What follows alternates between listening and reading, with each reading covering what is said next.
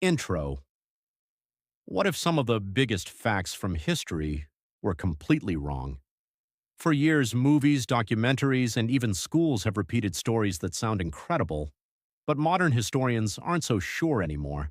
From gladiators supposedly fighting to the death, to the idea that slaves built the pyramids, history may be far messier than we were taught. So today we're breaking down famous historical myths that refuse to die. 1. Did slaves really build the pyramids? When most people imagine the pyramids of Egypt, they picture endless lines of slaves dragging giant stone blocks through the desert under brutal conditions. But historians now believe that image is heavily exaggerated.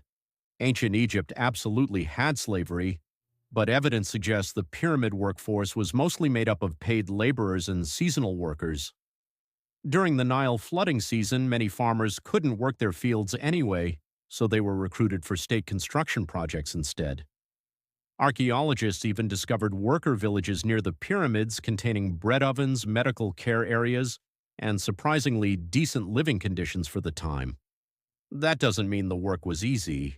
Moving multi-ton stone blocks under the Egyptian sun was probably exhausting beyond imagination, but the idea of endless whipped slaves building the pyramids non-stop? That version likely came much later. Some records even show workers protesting for better food supplies, basically one of the earliest labor strikes in recorded history. 2. The Curse of King Tut. You've heard the story. Open an ancient tomb, and a deadly curse follows. The legend exploded after King Tutankhamun's tomb was discovered in the 1920s.